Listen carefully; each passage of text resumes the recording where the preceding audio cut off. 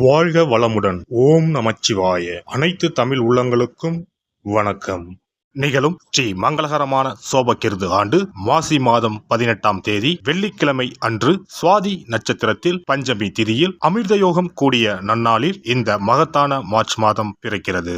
பிறக்கும் இம்மாத கிரக நிலைகளை பார்க்கும் போது மேச ராசியில் குரு பகவானும் கன்னி ராசியில் கேது பகவானும் உள்ளனர். இம்மாத தொடக்கத்தில் சந்திர பகவான் துலாம் ராசியில் உள்ளார். செவ்வாய் மற்றும் சுக்கிர பகவான் மகர ராசியிலும், சூரியன் சனி புதன் பகவான் கும்பராசியிலும், ராகு பகவான் மீன ராசியிலும் சஞ்சாரம் செய்கின்றனர். இம்மாத கிரகங்களின் பயிற்சி என எடுத்துக்கொண்டால் புதன் பகவான் மார்ச் மாதம் 7ஆம் தேதி கும்பராசியில் இருந்து மீனராசிக்கும், மார்ச் மாதம் 26ஆம் தேதி மீனராசியில் இருந்து மேசராசிக்கு என இருமுறை பிரவேசம் செய்கின்றார். மார்ச் மாதம் 7ஆம் தேதி சுக்கிர பகவான் மகர ராசியில் இருந்து கும்பராசிக்கும், மார்ச் 14ஆம் தேதி சூரிய பகவான் கும்பராசியில் இருந்து மீனராசிக்கும், மார்ச் மாதம் 15ஆம் தேதி செவ்வாய் பகவான் மகர ராசியில் இருந்து கும்பராசிக்கும் பயிற்சி அடைகின்றனர்.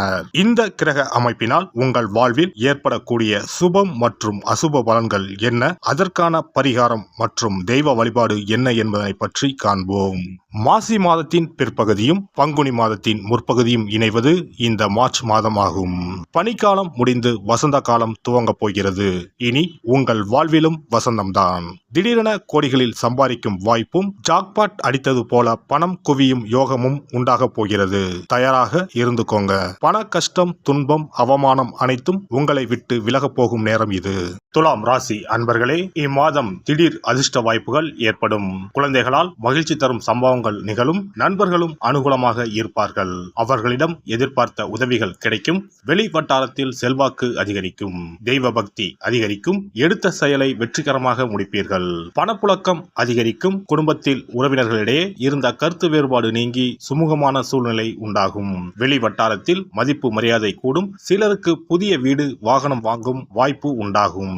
மாத பிற்பகுதியில் குடும்ப பெரியவர்களால் நன்மைகள் நடக்கும். நண்பர்கள் உதவிகரமாக இருப்பார்கள். புதிய ஆடை ஆபரணங்களின் சேர்க்கை உண்டாகும். ஆண்களுக்கு பெண்களாலும், பெண்களுக்கு ஆண்களாலும் நன்மைகள் ஏற்படும். சிலருக்கு புண்ணிய ஸ்தலங்களுக்கு செல்லும் வாய்ப்பு உண்டாகும். ஆனால் உடல் ஆரோக்கியத்தில் மட்டும் சற்று கவனம் தேவைப்படுகிறது. மாத முற்பகுதியில் தாயாருடன் கருத்து வேறுபாடுகள் ஏற்படக்கூடும். அவருடைய உடல் ஆரோக்கியத்திலும் கவனம் தேவை.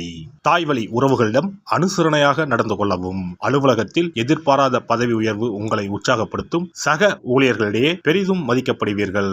உங்களுடைய அனுபவ பூர்வமான ஆலோசனைகள் நிர்வாகத்தினரால் பெரிதும் பாராட்டப்படும். தொழில் வியாபாரத்தில் முன்னேற்றமான சூழ்நிலையே காணப்படுகிறது. உழைப்புக்கேற்ற ஆதாயம் கிடைக்கும். பங்குதாரர்களுடன் இணக்கமான சூழ்நிலை காணப்படும். ஆனாலும் மறைமுக பிரச்சனைகளை சமாளிக்க வேண்டி இருக்கும்.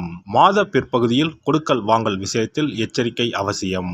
குடும்பத்தை நிர்வகிக்கும் பெண்களுக்கு உறவினர்கள் மத்தியில் மதிப்பு மரியாதை கூடும். கணவரின் அன்பும் அவர் வழி உறவினர்களால் நன்மைகளும் ஏற்படும்.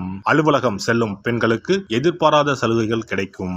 மாணவர்கள் பெற்றோர் ஆசிரியர் கூறியபடி செயல்படுவது கல்வியில் வெற்றி பெற உதவும். மனோதைரியம் கூடும். கலைத்துறையினருக்கு எதிர்பார்த்தபடி வரவுகள் இருக்கும். வெளிநாடு செல்வதற்கு வாய்ப்புகள் வந்து சேரும். மருத்துவ செலவுகள் குறையும். அரசியல் துறையினருக்கு கடந்த காலத்தில் உங்களை விட்டு சென்றவர்கள் விரும்பி வந்து சேர்வார்கள். உறவு பலப்படும். தொலைபேசி தொடர்பு மூலமாக சிலர் புதிய தொழில் ஒப்பந்தங்களை ஏற்படுத்தி லாபம் தேடும் முயற்சியில் ஈடுபடலாம். சித்திரை 3, 4ஆம் பாதங்கள். இந்த மாதம் உங்களின் குடும்பத்தில் மகிழ்ச்சியும் சுபிட்சமும் அதிகரிக்கும். கணவன் மனைவியிலேயே சிறு சிறு பிரச்சனைகள் ஏற்படும். உற்றார் உறவினர்களின் அன்பும் ஆதரவும் மகிழ்ச்சி அளிக்கும். சுவாதி நட்சத்திரம். இந்த மாதம் தடைப்பட்ட சுபகாரியங்கள் தடபுடலாக கைகூடி மகிழ்ச்சியை ஏற்படுத்தும். சிலருக்கு தொலை தூரங்களில் இருந்தும் நல்ல செய்திகள் வரும். பொருளாதார நிலை சிறப்பாக இருப்பதால் கடன்கள் அனைத்தும் குறைந்து சேமிப்பு பெருகும். விசாகம் 1, 2, 3ஆம் பாதம். இந்த மாதம் குடும்பத்தில் மரியாதை கூடும். உங்களது வார்த்தைகளுக்கு மதிப்பு இருக்கும். கணவன் மனைவிக்கு இடையில் மனம் விட்டு பேசி எடுக்கும் முடிவுகள் நன்மை தரும். பிள்ளைகள் நலனில் அக்கறை காட்டுவீர்கள். வைஷ்ணவி தேவியை வழிபட்டு வர நோய் நீங்கி உடல் ஆரோக்கியம் உண்டாகும். பணவரத்து கூடும். சிவபெருமானை வணங்குவதற்கும் அவரின் அருளை பெறுவதற்குமே அவருடைய ஆசி இருந்தால்தான் முடியும். அதனால்தான் அவன் அருளாலே அவன் தாள் பணிந்து என்ற அற்புதமான வாசகத்தின் மூலம் நாம் அறிய முடிகிறது. சிவ அருளை பெற வேண்டும் எனில் அது அத்தனை சுலபமான காரியம் கிடையாது. சிந்தையிலும் செயலிலும் சிவனையே நினைத்து ஒவ்வொரு காரியத்தையும் செய்ய வேண்டும். இனி இந்த மார்ச் மாதத்தில் மகா சிவராத்திரி எப்போது, இந்த நாளுக்கு அப்படி என்ன சிறப்பு என்பதனை பற்றி காண்போம். சிவபெருமானுக்கு எத்தனையோ திருநாமங்கள் உள்ளன. அவற்றில் மிக உயர்வானதாக சொல்லப்படுவது மகாதேவன் என்ற திருநாமம். மகாதேவன் என்றால் கடவுள்கள் அனைவருக்கும் மேலான கடவுள், கடவுள்களுக்கு எல்லாம் தலைவன் என்ற பொருள். சிவாய நம என சிந்திப்பவர்க்கு அபாயம் ஏற்படாது என்பார்கள். அப்படி கர்ம வினைகளில் இருந்தும் அனைத்து விதமான துன்பங்களில் இருந்தும் விடுபடுவதற்கு சிவனே கதி என சிவபெருமானை சரணடைவதற்கு ஏற்ற நாள் மகா சிவராத்திரி தினமாகும். மகா சிவராத்திரி நாளில் சிவபெருமானை முழு மனதுடன் உண்மையான பக்தியுடன் வழிபட்டால் நம்முடைய வேண்டுதல்கள் அனைத்தையும் சிவபெருமான் நிறைவேற்றி வைப்பார் என்பது ஐதீகம். கவலைகள் நீங்கி காரிய வெற்றியை தரக்கூடிய நாள் மகா சிவராத்திரி விரத நாளாகும். சிவபெருமானுக்கு உரிய அஷ்ட விரதங்களில் மிக முக்கியமானது மகா சிவராத்திரி விரதமாகும். சிவபெருமானின் அருளை பெறுவதற்குரிய மிக உன்னதமான புண்ணிய நாளாகும். ஒவ்வொரு மாதமும் தேய்பிறை சதுர்த்தசி திதியில் வருவதை மாத சிவராத்திரி என்றும், மாசி மாதம் தேய்பிறை சதுர்த்தசியில் வருவதை மகா சிவராத்திரி என்றும் கொண்டாடுகிறோம். நாடு முழுவதும் சிவ பக்தர்களால் கோலாகலமாக கொண்டாடப்படும் விழாக்களில் மகா சிவராத்திரி விழாவும் ஒன்று.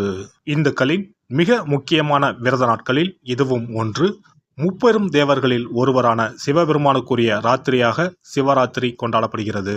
இந்த ஆண்டு மகா சிவராத்திரி விழா மார்ச் 8ஆம் தேதி கொண்டாடப்பட உள்ளது. அன்று இரவு 8:20 மணிக்கு துவங்கி மார்ச் 9ஆம் தேதி மாலை 6 மணி வரை சதுர்த்தசி திதி உள்ளது. இதனால் மார்ச் 8ஆம் தேதி இரவு 8:30 மணிக்கு பிறகே சிவராத்திரி பூஜையை துவங்க வேண்டும்.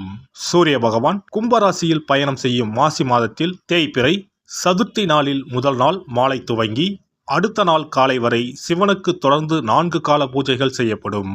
சிவராத்திரி அன்று இரவு முழுவதும் கண் விழித்து சிவ வழிபாடு செய்து அபிஷேகம், ருத்ராபிஷேகம் செய்து சிவ மந்திரங்களை உச்சரித்து சிவனின் அருளை வேண்டி பிரார்த்தனை செய்ய வேண்டும். ஆன்மீகத்தில் உயர்ந்த நிலையை அடைவதற்கும் துன்பங்கள் மற்றும் பாவங்களில் இருந்து விடுபட்டு மோட்சத்தை அடைவதற்கும் ஏற்ற நாள் இதுவாகும். மகா சிவராத்திரி அன்று அதிகாலையில் எழுந்து புனித நீராடி வீட்டை சுத்தம் செய்து பூஜை அறையில் விளக்கேற்றி வைக்க வேண்டும். பிறகு மாலையில் சிவன் கோவிலுக்கு சென்று அங்கு நடக்கும் அபிஷேகம் பூஜைகளில் கலந்து கொள்ள வேண்டும். அன்று சிவலிங்கத்திற்கு பஞ்சாமிர்த அபிஷேகம் செய்வதும் வில்வ அர்ச்சனை செய்வதும் மிக சிறப்பானதாகும். மகா சிவராத்திரி நாளில் எத்தனை முறை முடியுமோ அத்தனை முறை பஞ்சாட்சர மந்திரமான ஓம் நம சிவாய மந்திரத்தை உச்சரிக்க வேண்டும். இது தவிர சிவபுராணம் பாராயணம் செய்வது மிகவும் சிறப்பானதாகும். இந்த நாளில் ருத்ராபிஷேகம் செய்வதும் கோவில்களில் நடக்கும் ருத்ராபிஷேகத்தில் கலந்து கொள்வதும் மிகவும் சிறப்பானதாகும். இந்த முறையில் மகா சிவராத்திரி விரதம் இருந்தால் முந்தைய 3 பிறவிகளில் செய்த பாவங்கள் நீங்கும். மனக்கவலைகள், நோய்கள், வறுமை நிலை ஆகியன நீங்கும். அதோடு வாழ்வில் அனைத்து விதமான இன்பங்களும் உயர்வும் கிடைக்கும். நாம் செய்யும் வழிபாடு, பூஜை ஆகியவற்றிற்கு 2 மடங்கு பலனை தரக்கூடியது மகா சிவராத்திரி விரதமாகும். தஞ்சாவூர் மாவட்டத்தில் உள்ள பட்டுக்கோட்டை செட்டியக்காடு அர்த்த நாரீஸ்வரர் ஆலயத்தில் வரும் மார்ச் 8ஆம் தேதி வெள்ளிக்கிழமை மகா சிவராத்திரி அன்று 4 கால பூஜைகள் நடைபெற உள்ளன. இந்த பூஜைகளில் நீங்களும் கலந்து கொண்டால் தம்பதி ஒற்றுமை, மனப்பேறு, குழந்தை பேறு, ஆரோக்கியம், ஆயுள், செல்வம், புகழ் உள்ளிட்ட சகல நன்மைகளும் கிட்டும். எல்லாம் வல்ல இறையருளால் நீங்களும் உங்கள் அன்பு குடும்பமும் உடல் நலம், நீலாயுள், நிறை செல்வம், உயர் புகழ், மெய்ஞானம் ஓங்கி வாழ்க வளமுடன். இந்த வீடியோ பதிவு உங்களுக்கு பிடித்திருந்தால் லைக் பண்ணுங்க, கமெண்ட் பண்ணுங்க, ஷேர் பண்ணுங்க, மறக்காம சப்ஸ்கிரைப் பண்ணுங்க, பக்கத்துல இருக்கிற பெல் பட்டனை கிளிக் பண்ணுங்க. நன்றி, வணக்கம். ஓம் நமச்சிவாய. சிவாய நம.